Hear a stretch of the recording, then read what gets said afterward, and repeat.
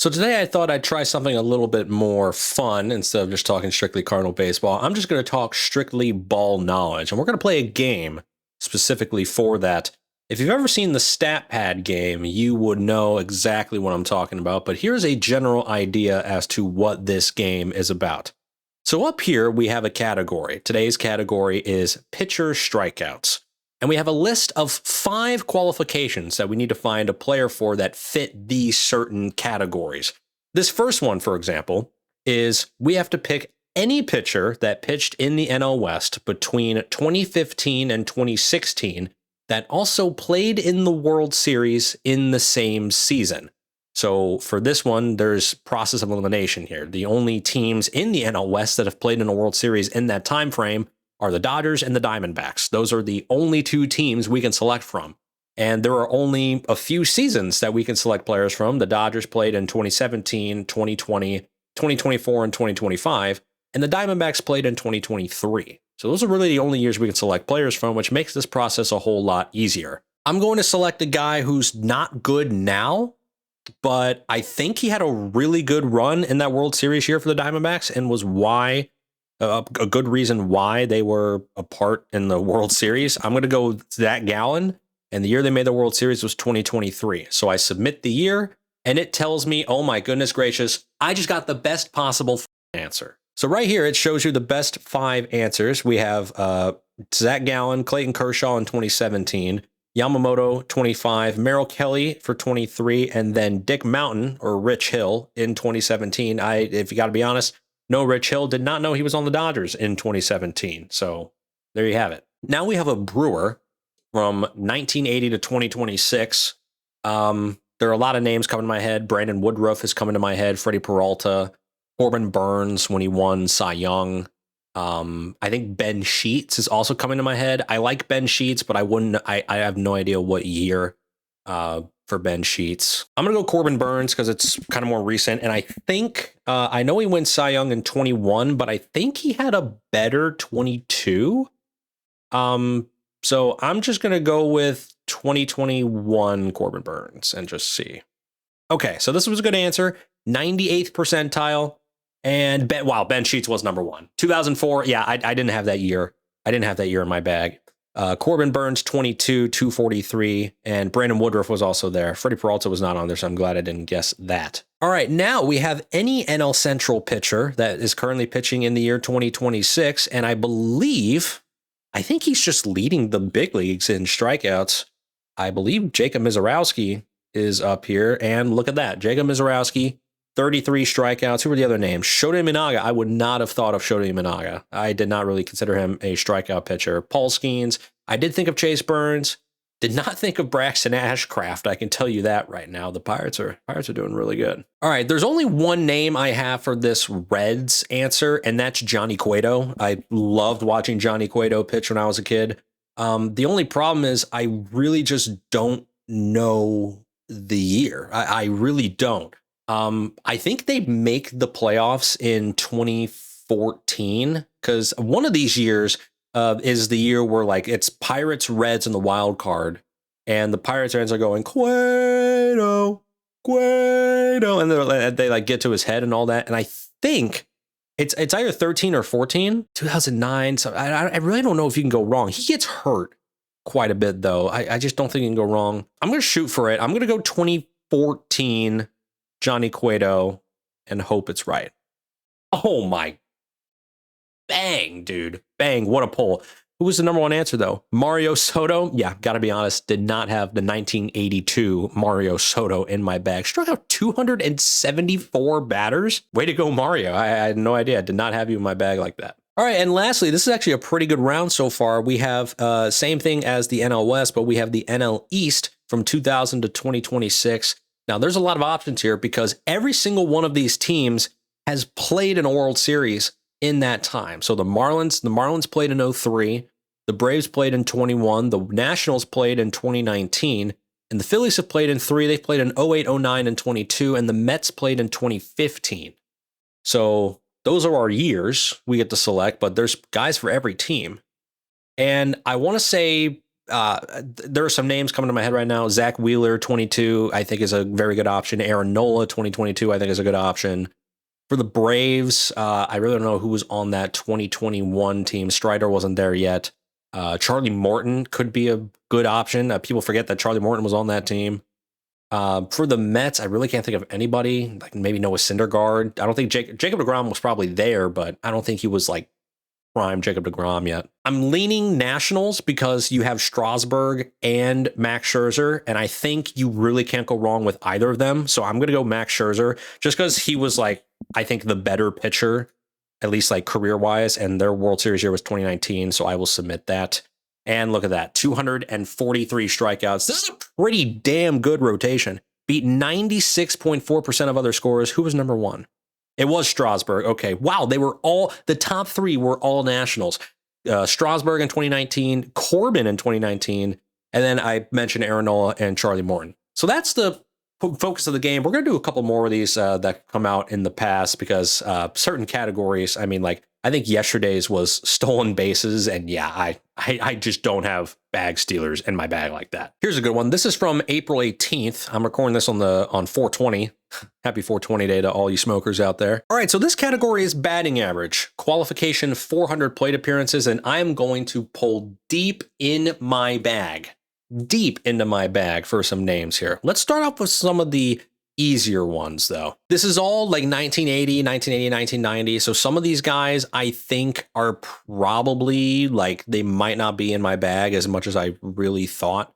This Angels guy, though, I'm going to name somebody that I don't think a lot of you have heard of, maybe watching this. I'm almost confident I have this year right because I'm just a baseball reference knower.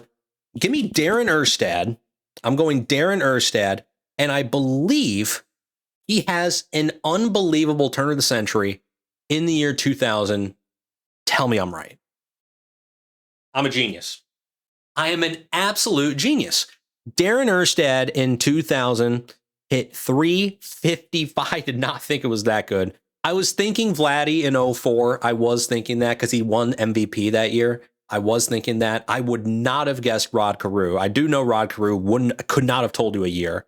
And then Louis Polonia, once again, did not have that name in my bag, but I did have Darren Erstad. That's awesome. What a pull. And then for this Oriole here, I have a couple names in mind, but I want to go for another risky name. I just don't know any like big 300 hitting players with the Orioles. I know there was a catcher, Javi Lopez, in like 2004, hit like over 300, but I just don't know if he had enough plate appearances because he was a catcher. And I know in 04, I think Miguel Tejada was an Oriole, but I don't know if he like, I'm sure he hit for a high average, but I don't know if it's like high enough for this game. Yeah, I'm going to do it. I'm going to go with Melvin Mora. And I think he was a really good Oriole. I just like, I know kind of like the time frame. I want to say 03, 04, 05, 06 is like really, really good. I don't even know if he was on the team in 06, but I'm going to go with 04. That just kind of feels right. It feels like the safest part. And I know he has like a crazy year. Like I know he has like a 340 year somewhere in his baseball reference. I don't know if it's with the Orioles or not, but I'll go with like 04. Oh my God. Oh my God.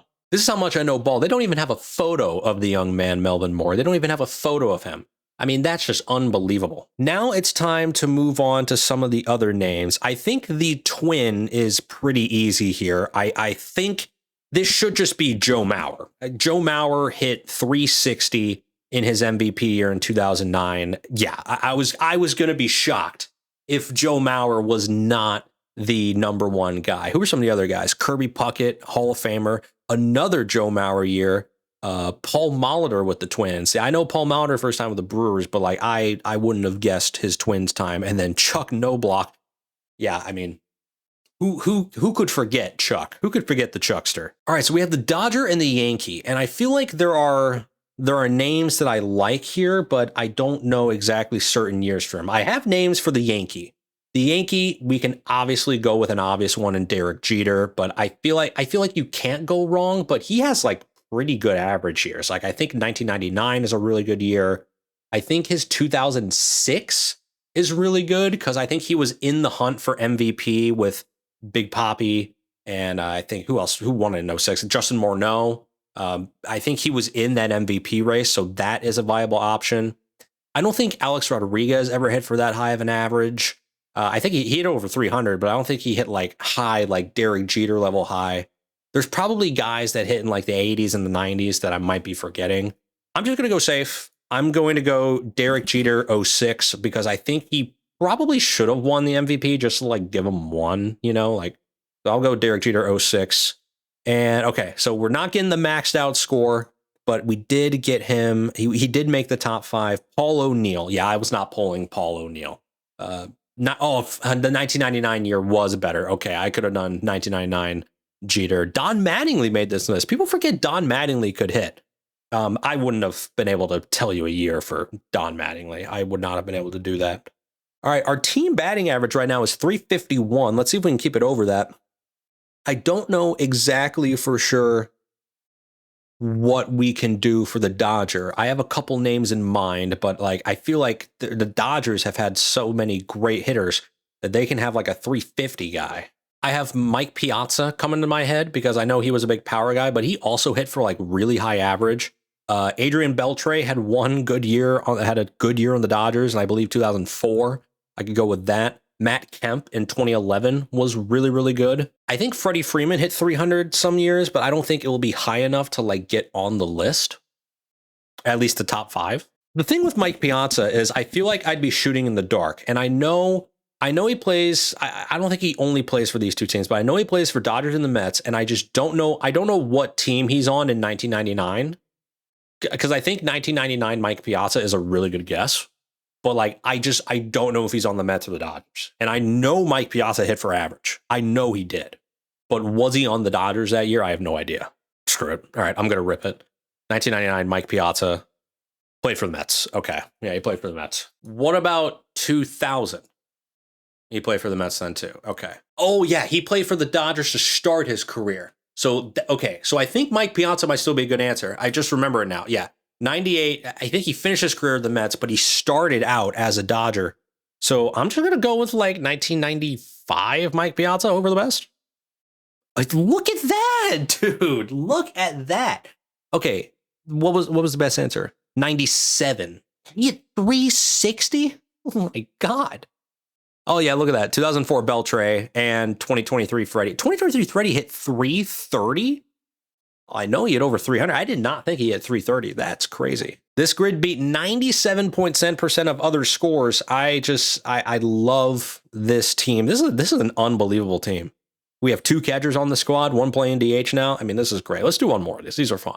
All right, so here's the last one we have. It is OPS. For those of you who don't know what OPS stands for, it's on base plus slugging. You just take the 2 numbers, add them together, you get OPS. So for this first one, we have a Kansas City Royals outfielder from 2010 to 2025. And there's one name that immediately comes to mind here, and that's Jorge Soler. And I know he had a year where I think he hit 48 home runs and then got a bag.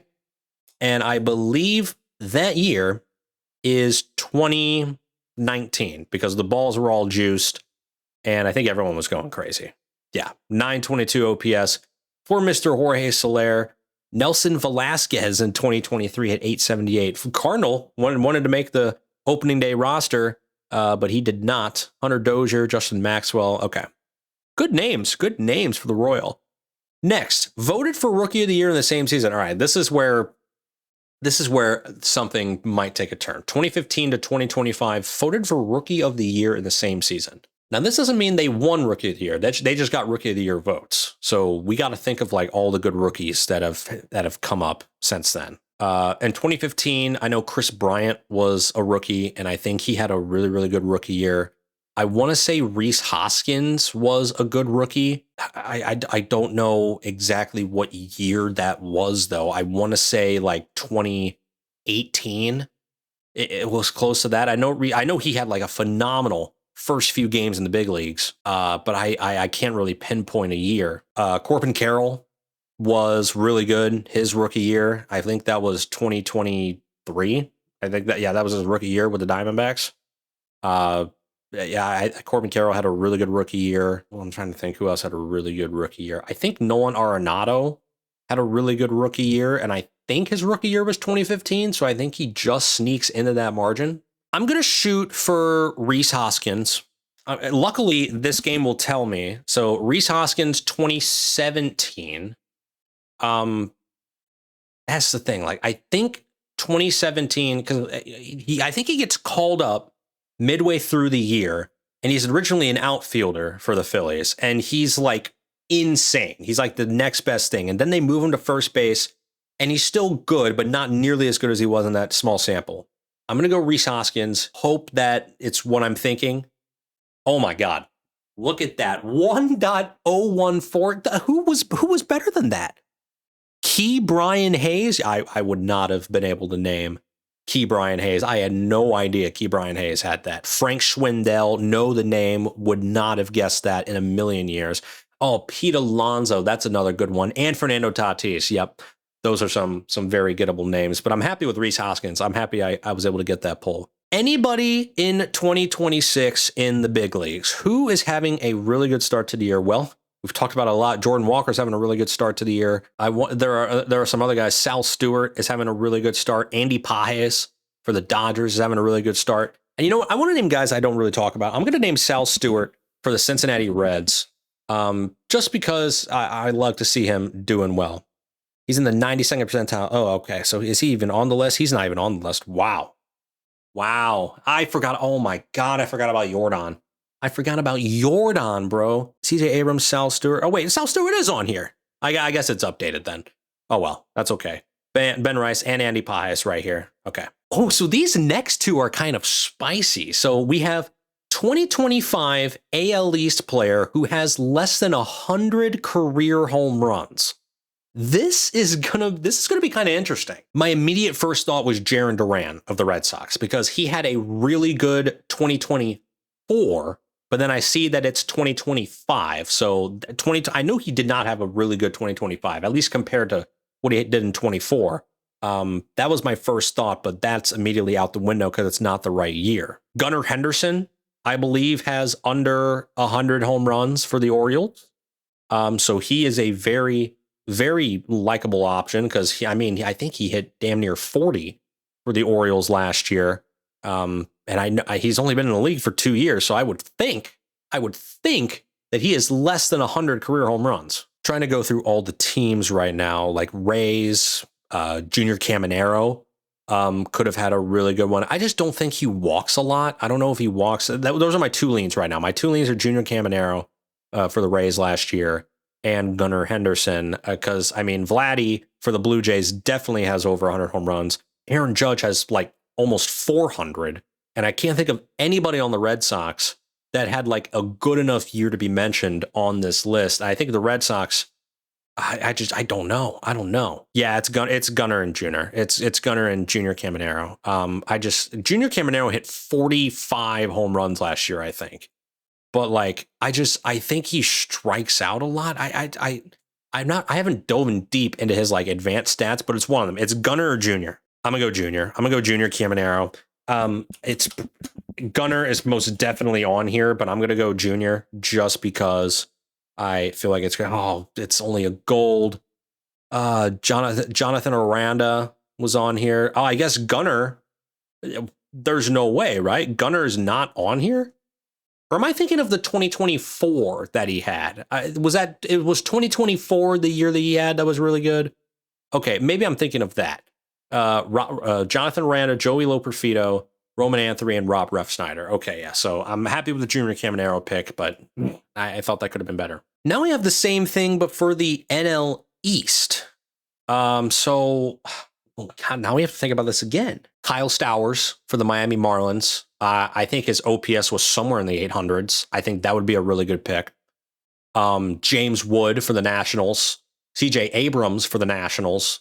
I think both of those would be really good picks. Is there anybody on the Braves? Maybe Drake Baldwin. I like Drake Baldwin was a rookie last year. I don't know what his OPS was like. He's having a great start to the year this year, but I don't know what.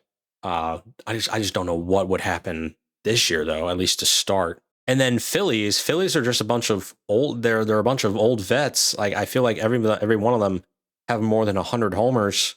Like Bryce Harper has more than 100. Trey Turner, Kyle Schwarber. They had Castellanos last year, but he was bad. I don't think it'd be anybody on the Phils for chance. It's either for me. It's either Kyle Stowers or James Wood. And James Wood had a really bad second half of the season last year. At least to finish off the season, he was not that good. I'm gonna give the Marlins some love. I'm gonna go Kyle Stowers because I think he was really, really good. I know ball. What can I say? All right, who was number one or the other was? Okay, so there's James Wood. James Wood did make the list, and Harrison Bader. Look at that, former Cardinal. Dalen Lyle and Jacob Marcy. Okay, so the only Philly was Harrison Bader, and I would have, got to be honest, totally forgot that he was even on the Phillies last year. But Kyle Stowers, by a mile, was the number one answer. Hell yeah, dude. Hell yeah. Well, that's a Statpad game. I hope you enjoyed it. If you want to see me do more stuff like this, let me know. And I'll catch you guys in the next video. See you later.